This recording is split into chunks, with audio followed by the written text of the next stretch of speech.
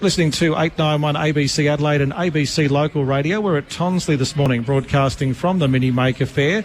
And throughout this morning, we're going to meet lots of the makers. And something that I'd not heard about before is the Airstream Community Wireless Network.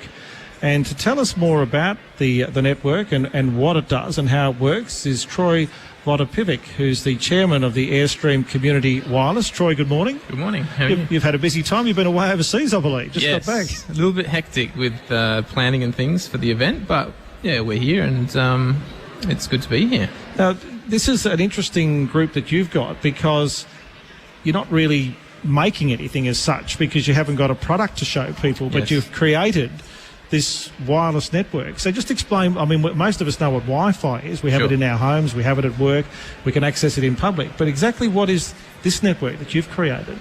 Yeah, there is a fair bit of crossover with the whole maker interest. There is still a fair bit of hands-on activity that we get involved with in the club. But essentially what we're doing is, it's a computer/technology interest group, but the main core activity is that we're building a computer network that uses wireless Wi-Fi equipment, which pretty much spans the whole of Adelaide. But now, after about 15 years of building it, and it's 100% community grown. Everyone has kind of banded together and put in equipment themselves.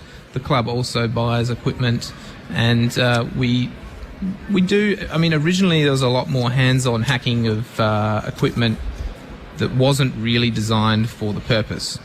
When Wi-Fi was very in its infant stages, around 2000 kind of year, and there was a lot more modification of the equipment and repurposing of it to do these long-distance communication links that we set up.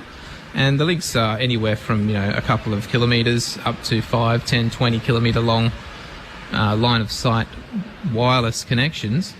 But these days there's a lot more purpose-built equipment that is off the shelf, so there's a little bit less of the modification/hacking required. But just to explain the concept, this is not a network that I can say go with my smart phone or tablet and tap into, is it? It's members connecting their computers to each other remotely and wirelessly. Is that how it works? It's both. So we have what we call a core network, and that involves fixed locations around Adelaide, residential premises, radio towers. We share premises with other carriers and some public infrastructure as well. And they build this core network. From there, we can create hotspots that people, like as you say, you can come up with a telephone or computer and just connect to that. We may light up an area like a library or a park or something with a signal as well. And the beauty of that is then once you're connected to that hotspot, you are connected into this other infrastructure that spans the whole metro area, and that's a 100% community owned and built network. Do you have to be a member of the network though to access it?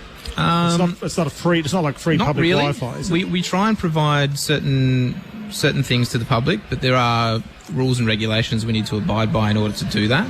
And that involves just kind of limiting what people have access to, but we also provide our own content on the network, things that our members do or interested in, photo galleries or art / technology interest things.